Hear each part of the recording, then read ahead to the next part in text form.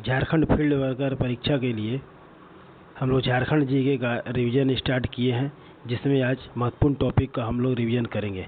जिसमें पहला टॉपिक लेंगे झारखंड ज्योग्राफी का नदी से जितने भी सारे क्वेश्चन बन सकते हैं उसका हम लोग फास्ट रिवीजन करेंगे। आप लोग को बस वीडियो में सुनना है, यह एक ऑडियो वीडियो रहेगा जिसमें हम लोग कुछ पढ़ेंगे लिखेंगे नहीं, सिर्फ और सिर्फ इसमें रिवीजन होगा। आप लोग को ध्यान से सुनना है। पहला टॉपिक हम लोग स्टार्ट करते हैं जो है नदी का। तो आइए इसको स्टार्ट करते हैं। पहला क्वेश्चन है, जल संसाधन विभाग झारखंड सरकार के अनुसार राज्य के कुल भूभाग के लगभग कितना प्रतिशत भाग जलीय स्रोतों द्वारा आच्छादित है? तो ये हो जाएगा 2%। यानी झारखंड में जितना भी भूमि है उसमें 2% भूमि पर नदी है। झारखंड राज्य के कुल जल संसाधन का लगभग कितना प्रतिशत भाग सतही जल के रूप में उपलब्ध है? तो सतही जल 86% है और भूमिगत जल 14% है।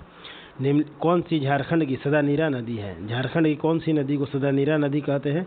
सोन नदी। सदानीरा नदी वह नदियाँ होती है जिसमें सालों भर पानी रहता है। झारखंड की नदियों को 2 भाग में बांटा गया है, एक है सदानीरा नदी और एक है मौसमी या बरसाती नदी। जो वह नदी जो बरसात के मौसम पर निर्भर रहती है उसको बरसाती नदी बोलते हैं, और जिसमें सालों भर पानी रहता है उसको सदानीरा नदी कहते हैं। तो इसी तरह झारखंड की जो सोन नदी है वह सदानीरा नदी है। कौन सी एक झारखंड की एकमात्र नौका गम्य नदी है? तो ये आंसर हो जाएगा मयूराक्षी, यानी मयूराक्षी नदी नौका गम्य नदी है। कौन सी झारखंड की उत्तरवर्ती नदी नहीं है? यानी उत्तरवर्ती नदी मतलब उत्तर की ओर बहने वाली नदी नहीं है, तो बराकर नहीं है। उत्तरवर्ती नदी है कौन? सोन, पुनपुन, उत्तरी कोयल, ये सब उत्तरवर्ती नदियां हैं, जबकि बराकर उत्तरवर्ती नदी नहीं है। कौन सी एक झारखंड कोई उत्तरवर्ती नदी है? तो फल्गु उत्तरवर्ती नदी है। कौन सी झारखंड राज्य की दक्षिणावर्ती नदी है? यानी दक्षिण की तरफ बहने वाली नदी दामोदर है। झारखंड की दक्षिणावर्ती नदी दामोदर है। नेक्स्ट है, कौन सी एक झारखंड राज्य की पूर्ववर्ती नदी है? तो पूर्व की तरफ भी बहने वाली दामोदर ही है। दामोदर एक ऐसी नदी है जो दक्षिणावर्ती और पूर्ववर्ती दोनों नदियाँ हैं। सोन नदी का उद्गम क्षेत्र कहाँ है? सोन नदी का उद्गम अमरकंटक पहाड़ी से होता है। सोन नदी किसकी सहायक नदियाँ हैं? तो सोन गंगा का सहायक नदी है।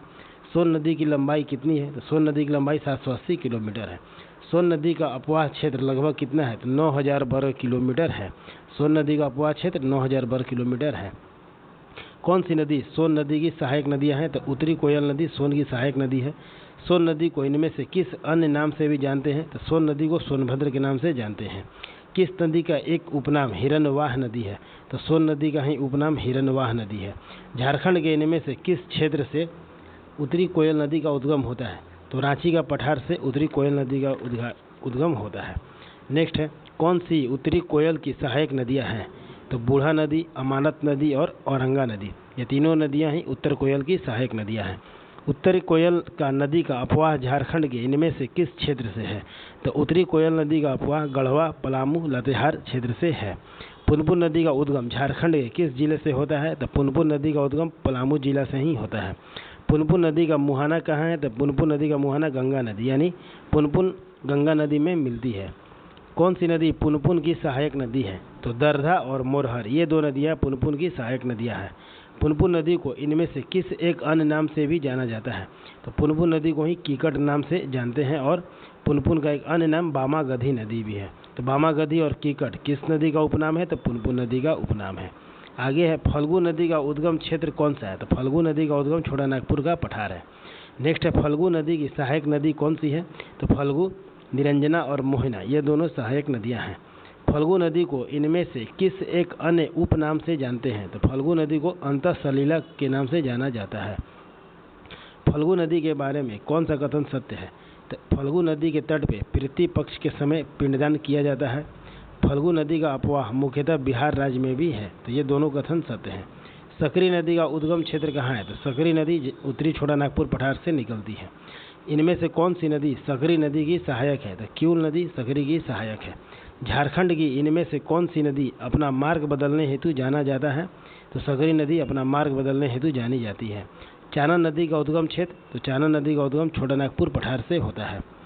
चानन नदी को इनमें से किस अन्य नाम से भी जानते हैं? तो चानन नदी को ही पंचाने या पंचानंद के नाम से जानते हैं। बूढ़ा नदी का उद्गम क्षेत्र कहाँ है? तो बूढ़ा नदी का उद्गम क्षेत्र महुआ टांड लातेहार है। कौन सी नदी झारखंड के सबसे ऊंचे जलप्रपात बूढ़ा घाघ जलप्रपात का निर्माण करती है? तो बूढ़ा घाघ जलप्रपात का निर्माण बूढ़ा नदी ही करती है। औरंगा नदी का उद्गम क्षेत्र कहाँ है? तो औरंगा नदी का उद्गम किसको लोहरदग्गा है। कौन सी नदी औरंगा की सहायक नदियाँ हैं? तो औरंगा की सहायक नदी में घाघरी हो जाएगा, गोवा नदी और सकरी, ये तीनों ही औरंगा की सहायक नदियाँ हैं। अमानत नदी झारखंड राज्य के किस जिले से निकलती है? तो अमानत नदी झारखंड के चतरा से निकलती है। कौन सी नदी अमानत नदी की सहायक है? तो जिंजोई, माइला और पीरी, ये तीनों ही अमानत नदी की सहायक नदियाँ हैं। झारखंड राज्य के इनमें से किस स्थान से दामोदर नदी का उद्गम होता है? तो टोरी लातेहार से दामोदर नदी का उद्गम होता है। झारखंड की प्रमुख नदी दामोदर का मुहाना है, हुगली नदी में दामोदर का मुहाना है। दामोदर नदी की कुल लंबाई लगभग कितनी है? दामोदर नदी की कुल लंबाई लगभग 592 किलोमीटर है। दामोदर नदी की कुल लंबाई लगभग मील में कितनी है? तो मील में 368 किलोमीटर है। झारखंड राज्य में दामोदर नदी की लंबाई कितनी है? तो 290 किलोमीटर है। दामोदर नदी का अपवाह क्षेत्र लगभग 12,800 वर्ग किलोमीटर में फैला हुआ है। इनमें से कौन सी नदी दामोदर नदी की सहायक है? तो बराकर नदी, कोनार नदी और भेड़ा नदी, ये तीनों ही नदियाँ दामोदर नदी की सहायक नदियाँ हैं। इनमें से कौन सी नदी दामोदर नदी की सहायक नदी नहीं है? तो जयंती नदी नहीं है। दामोदर नदी झारखंड राज्य के इनमें से किस जिले से होकर प्रवाहित होती है? तो दामोदर नदी हजारीबाग, लातेहार और बोकारो से प्रवाहित होती है। दामोदर नदी को इनमें से किस अन्य नाम से भी जानते हैं? तो दामोदर नदी को ही देव नदी के नाम से भी जानते हैं। इनमें से किस नदी को बंगाल का शोक कहते हैं? तो दामोदर को बंगाल का शोक कहते हैं। दामोदर नदी इनमें से किन दो पठार के बीच नदी द्रोणी का निर्माण करती है? यानी किन दो पठार के बीच दामोदर नदी बहती है? तो ये हो जाएगा रांची का पठार और हजारीबाग का पठार। धनबाद में प्रवेश करते समय इनमें से कौन सी नदी दामोदर नदी में आकर मिलती है? तो जमनिया नदी मिलती है। इनमें से कौन सी नदी पारसनाथ क्षेत्र में पूर्व की ओर से आकर दामोदर नदी में मिलती है? तो कतरी नदी मिलती है। इनमें से कौन सी नदी चिरकुंडा के पास दामोदर नदी में मिलती है? तो बराकर नदी में मिलती है। झारखंड राज्य की सबसे लंबी नदी कौन सी है? दामोदर। झारखंड राज्य की सबसे प्रदूषित नदी कौन सी है? तो ये भी दामोदर। स्वर्णरेखा नदी का उद्गम क्षेत्र कहाँ है? तो स्वर्णरेखा नदी का उद्गम क्षेत्र नगड़ी, रांची में है। स्वर्णरेखा नदी का मुहाना कहाँ है? तो बंगाल की खाड़ी में है। स्वर्णरेखा नदी की लंबाई लगभग 470 किलोमीटर है। इनमें से कौन सी स्वर्णरेखा की सहायक नदी है? तो काकरो, खरकई और जुमारू, ये तीनों ही स्वर्णरेखा की सहायक नदियाँ हैं। इनमें से कौन सी स्वर्णरेखा की सहायक नदी नहीं है? तो गुमरो नहीं है, बल्कि कांची, राढ़ू, संजय, काकरो, खरकई और जुमारू, ये सब स्वर्णरेखा की सहायक नदियाँ हैं। स्वर्णरेखा नदी का अपवाह क्षेत्र है रांची में, जमशेदपुर में और सिंहभूम क्षेत्र में। ये तीनों ही क्षेत्र में स्वर्णरेखा नदी बहती है, इसीलिए ये तीनों क्षेत्र स्वर्णरेखा की अपवाह क्षेत्र है। झारखंड की एकमात्र नदी जो स्वतंत्र रूप से बंगाल की खाड़ी में गिरती है तो वह है स्वर्णरेखा नदी। ये कई बार एग्जाम में पूछा गया क्वेश्चन है कि झारखंड की वह नदी जो स्वतंत्र रूप से बंगाल की खाड़ी में गिरती है तो वह है स्वर्णरेखा नदी। स्वर्णरेखा नदी के बारे में कौन सा कथन सत्य है? तो स्वर्णरेखा नदी के रेत में सोने का अंश पाया जाता है और यह नदी रांची के प्रसिद्ध हुंडरू जलप्रपात का निर्माण करती है। ये दोनों कथन सही है।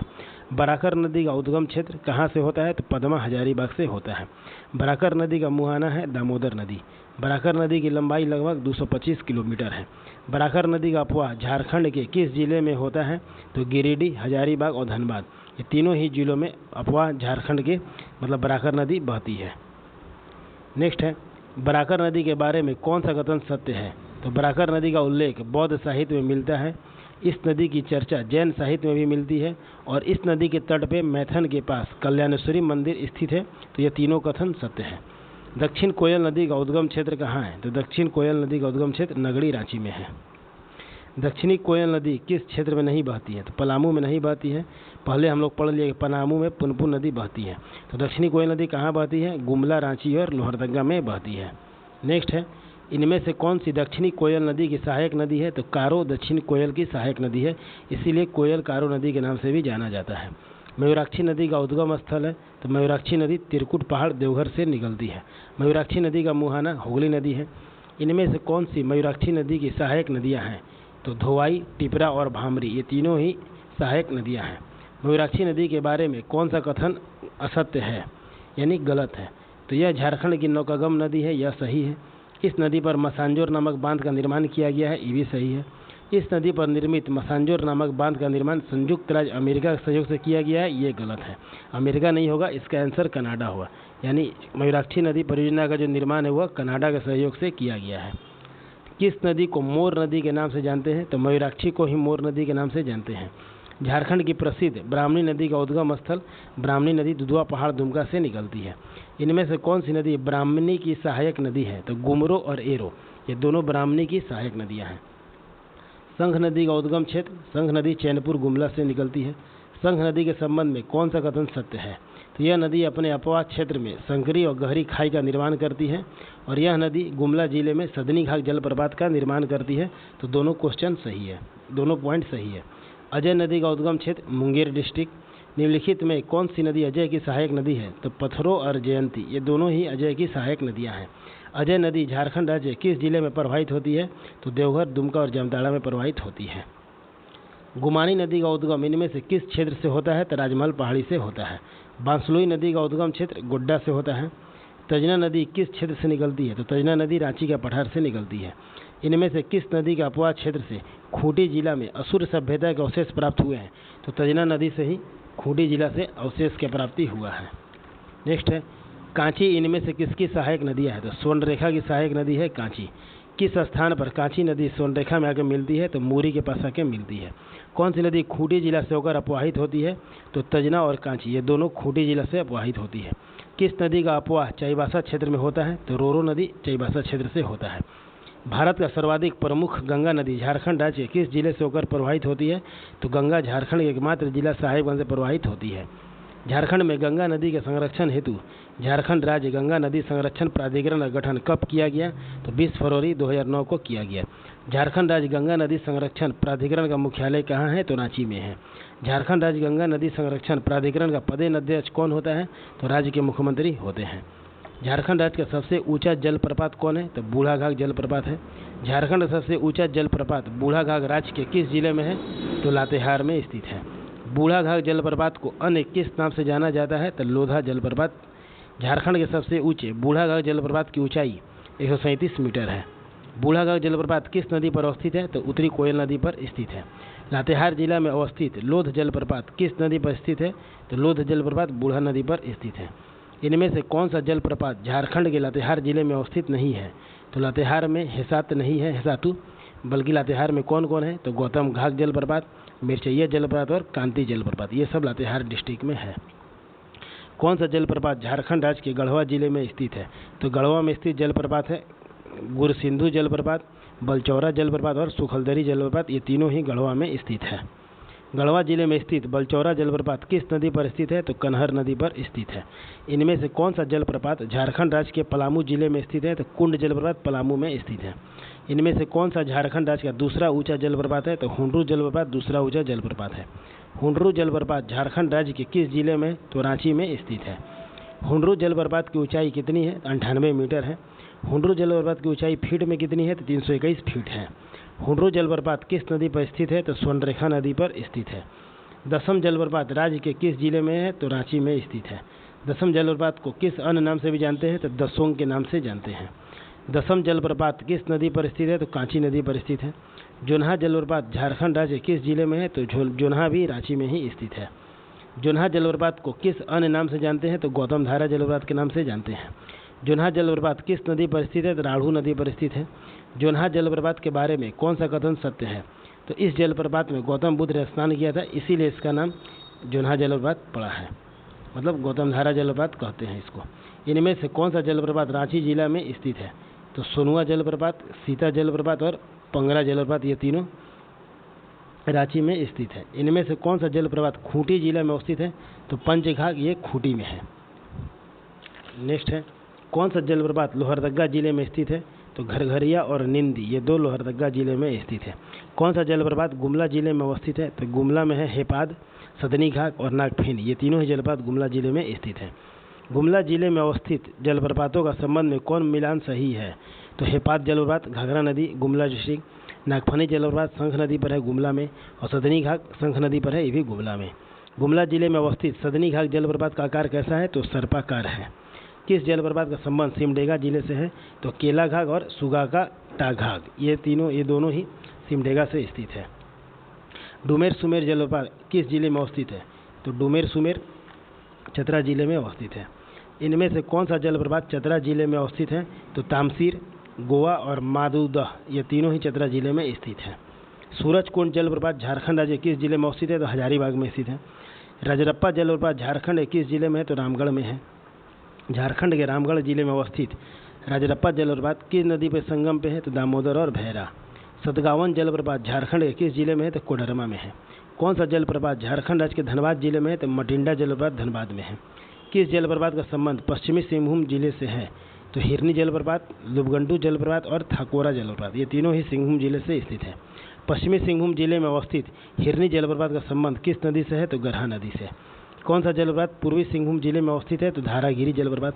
कौन सा जलप्रपात राज्य के साहेबगंज जिले में स्थित है? तो मोतीझरा जलप्रपात।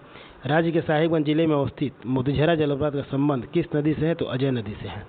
कौन सा जलप्रपात झारखंड राज्य के गिरिडीह जिले में है? तो उसरी जलप्रपात, गिरिडीह जिला। राज्य के गिरिडीह जिले में अवस्थित उसरी जलप्रपात का संबंध किस पहाड़ी से है? खंडोली पहाड़ी। झारखंड राज्य में सर्वाधिक गर्म जलकुंड किस जिले में है? तो हजारीबाग। सूरजकुंड जलप्रपात का तापमान कितना होता है? तो 88 डिग्री सेल्सियस। सूरजकुंड का तापमान कितना है लगभग फ़ारेनहाइट में? तो 190 डिग्री फ़ारेनहाइट। कौन सा गर्म जलकुंड हजारीबाग जिले में नहीं है? तो हरहद, टाइगर और कावा, ये तीनों है, नूनबिल नहीं है। हजारीबाग जिले में अवस्थित टाइगर जलप्रपात नामक गर्म जलकुंड किस नदी पर है? तो बराकर नदी पर है। कौन सा गर्म जलकुंड दुमका जिले में अवस्थित नहीं है? तो तातापानी दुमका में नहीं है, लातेहार में है। दुमका में कौन है? तो रानी बहल, झुमका और झरिया पानी, ये तीनों दुमका में है। दुमका जिले में रानी बहल नामक गर्म जलकुंड का संबंध किस नदी पर है? तो मयूराक्षी नदी पर है। दुमका जिले के तापात पानी नामक गर्म जलकुंड का संबंध किस नदी पर है? तो ये भी मयूराक्षी नदी। दुमका जिले में स्थित ततलोई गर्म जलकुंड का संबंध किस नदी से है? तो ये है भुरभुरी नदी पर।